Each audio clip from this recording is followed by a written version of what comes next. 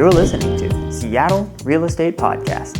All right, so you're an unscrupulous human being. You're going out, you're in suburban Portland, you're just scoping things out. Know what I mean? You're scoping things out. You might be up to no good. You might be up to shenanigans.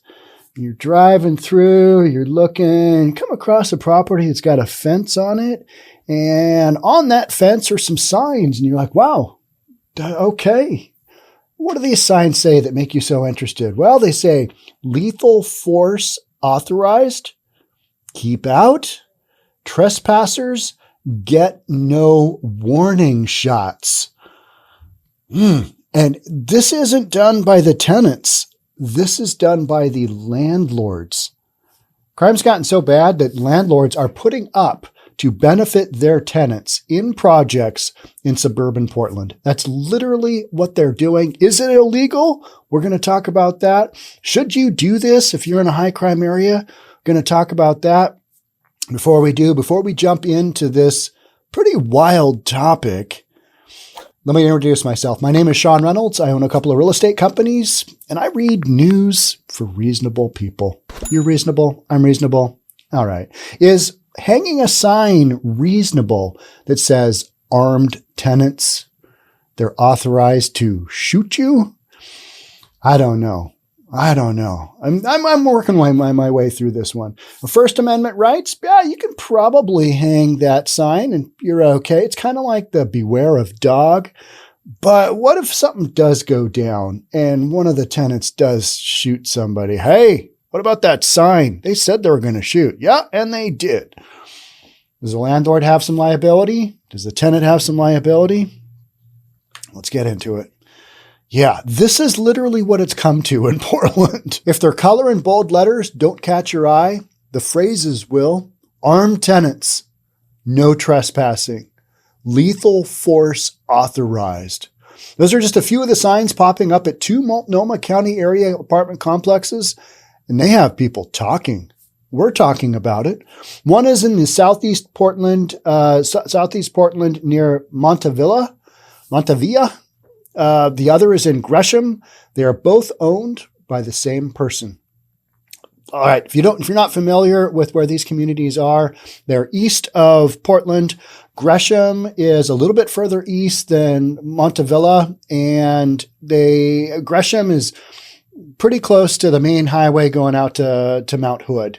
Mount Hood, cool mountain. I've climbed a bunch. I've been through Gresham. I know some people that have lived in Gresham, and yeah, this was back, probably 15 years ago when I was climbing a lot of mountains, and I think I summited Hood 3 or 4 times, something like that. Fun mountain, about 11,500 feet, something like that. It's a day climb. But you get up to the top, yeah, it's a little hairy. You got some stuff going down that if you wiped out, wouldn't be good.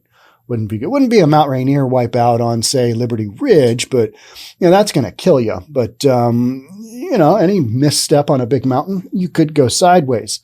But I digress. KATU reached out on Wednesday multiple times and were told by a property manager the owner would contact us, but we still haven't heard back.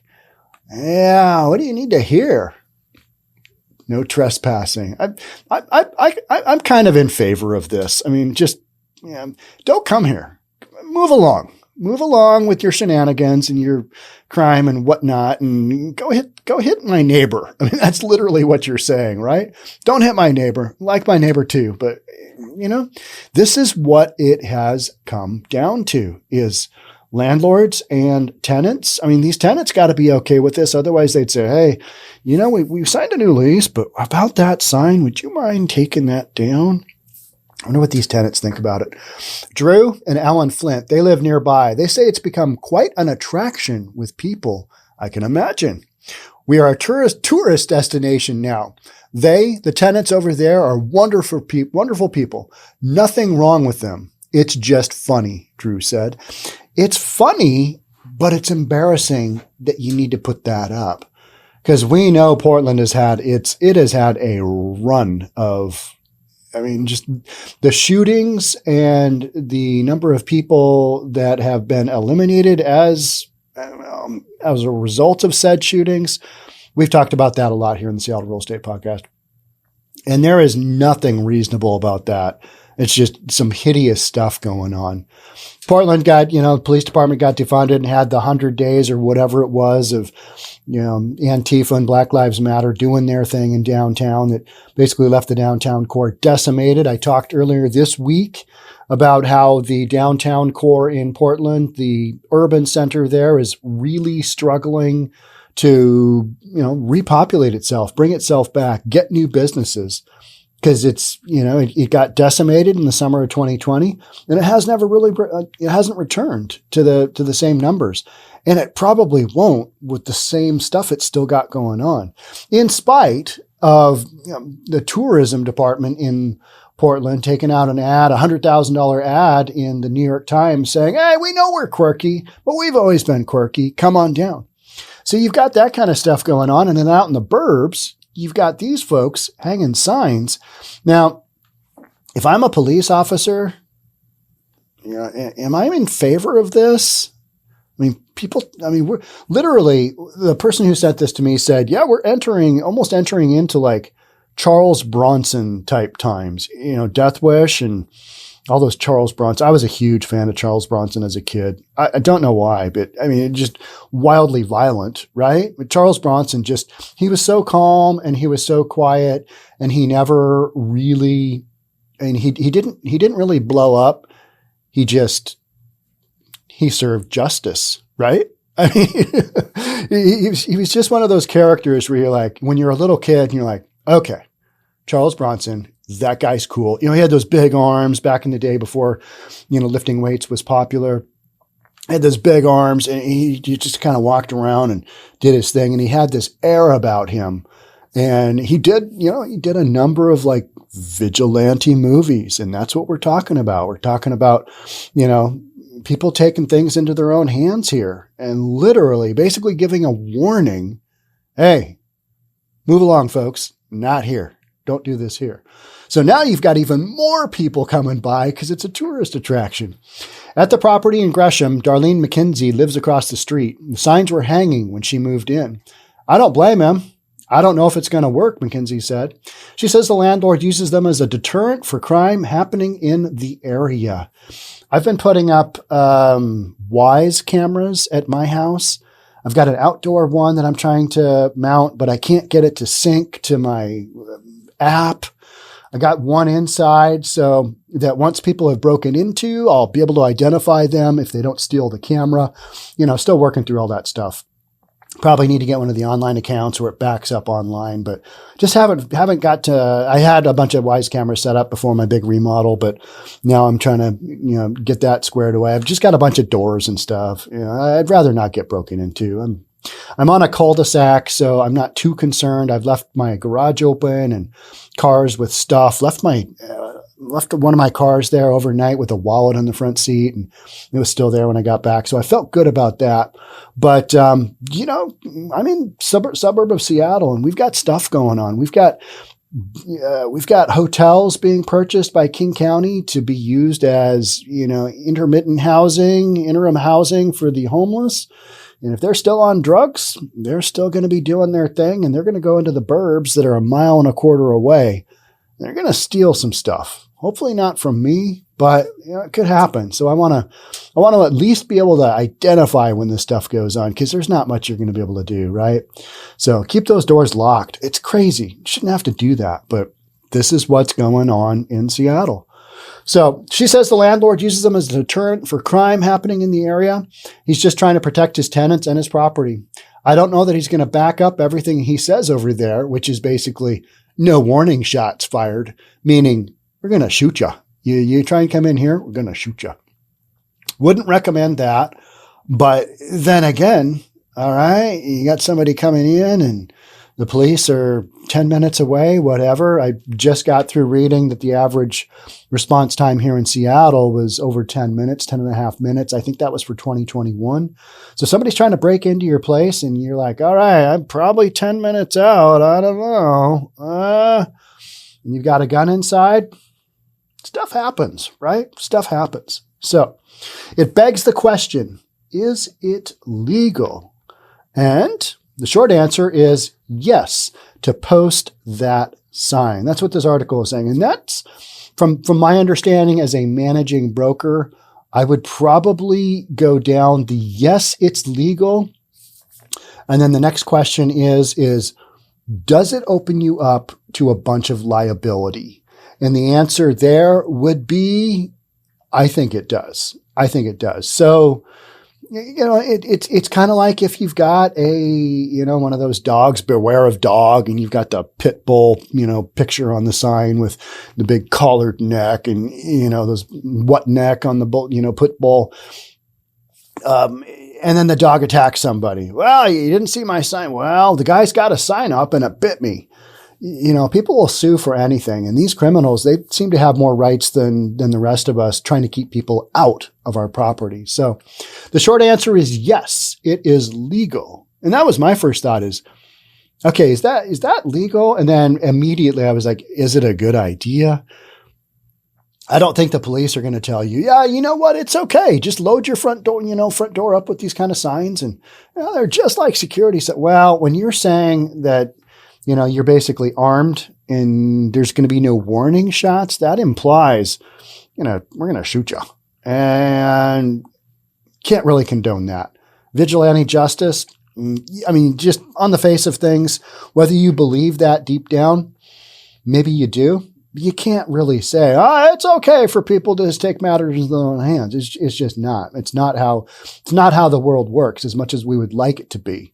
And some people do. In some communities, they do because they're so far out beyond, police protection. They do have to do that. But this is a suburban neighborhood in Portland. So different story, right? If you're way out wherever, and I've got family members that they carry and they open carry. And, it's because you don't know who's out there or what's going on, or, some crazy animal out in the woods, all kinds of different things. But in a suburban neighborhood where you've got a cyclone fence, do you put up this sign? I don't really know. I would say probably not, but it does make one think, all right, if I was the criminal, like I said I was at the beginning of the podcast, if I was driving through, would that deter me?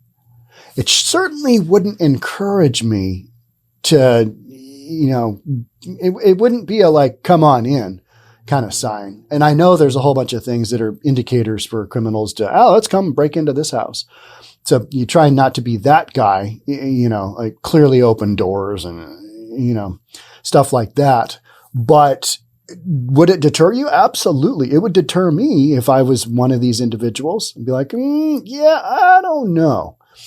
The city says that when it comes to sign codes, it doesn't regulate the content of signs because of the First Amendment. All right, you can write whatever you want, but then can that sign be used against you in the court of law? Probably. I mean, I'm no lawyer, but I've been involved in enough nonsense with landlord-tenant law and, crimes happening and crazy stuff like that. That if you had a sign on your property that indicated this and that shooting did occur, it would be tough to say, well, that sign didn't exist. That sign was there. And an attorney could, spin that in such a way that looks like you got a little bit of liability. We're going to need you to pay. So, however, a landlord attorney tells KATU it could put the landlord at risk if someone is injured on his property. There you go. So yeah, it's legal. You could do it. Is it recommended? Probably not. Having a security system and neighborhood watch is probably far more effective. I've recently joined, what is it? Oh, it's Nextdoor. I have an account for Nextdoor because they have there's some just crazy stuff and people are like wigged out. Huh? Did you hear that loud plane going over last night? Or did you hear the loud vehicle going down the street at 3 a.m.? No, I was asleep. No, I'm not checking out the planes in the sky. More concerned about, real stuff going on. But, people get worked up about that. So it is interesting. There was one where we had a fighter jet or something go overhead and you're like, what's that? Or no, it was a helicopter. It was a military helicopter. It was pretty low. And you're like, one of the ones with the twin, whatever they are that fly a helicopter. but on this next door site, and on if you're involved with next door, I don't know if you are, but we sell a lot of or give away a lot of stuff. Very green of us. Don't like to take trips to the dump where you're taking perfectly good stuff. So that kind of thing, offer up and next door, good ways to get rid of stuff. But you see a lot of what's going on, and people are capturing images with their cameras, like with their Wyze cameras, of people stealing stuff off the front porch. And the amount of porch pirates out there is incredible. And these people, they scoot down the street, they've got the car, they got the getaway car, and they get out and kind of nonchalantly walk across the street, over sidewalk, and then they walk up the driveway like they're just going to visit. And then they reach down and they grab that package, they grab that Amazon package, and then they, just kind of shuffle back to the car and boom, off they go. So much of that going on, and you'll see these kind of posts on Nextdoor, because I'm sure you've seen that. Maybe you haven't. Maybe you don't care. I don't know. Maybe you live in a community where this stuff isn't going on a daily basis. Shocking. That would be refreshing. But that is not where I am at. So that's why we're talking about this. And clearly, that is not where we're at in Portland. Because some of what's going on in Portland is some of the homeless encampments and the cars that get stripped and the number of cars stolen. I got some stuff going on in P-Town that is not great. It's not great for the citizens. It's not great for the people. And it has not been great for the police. And so they've endured a lot. And so it doesn't surprise me that a landlord puts this up for his tenants. Hey, and this was done on both a residential and a multifamily apartment complex as well. Saw the photos and basically same signs. They're yellow and red, I believe they were.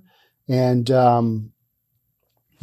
would think twice, but if I came up on one of those, but I can't recommend that as a landlord, as a managing broker, as an appraiser, as a human being. I can't recommend especially the one, I think, hey, the one that says warning shots, trespassers, there will be no warning shots. That one, that's basically, we're going to shoot you.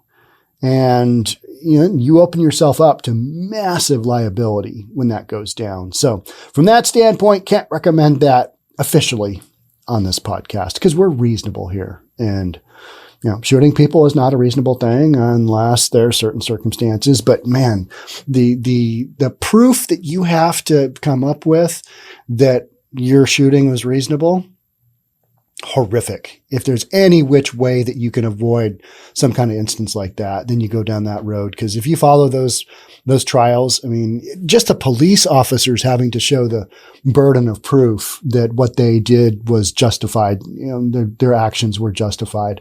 So I wouldn't recommend putting up these signs, but I'm going to talk about on this podcast. If there's anything else that comes up on this, I'll hit you up. I'll let you know. Thanks so much for being here. We'll catch up soon. Talk then. Bye for now.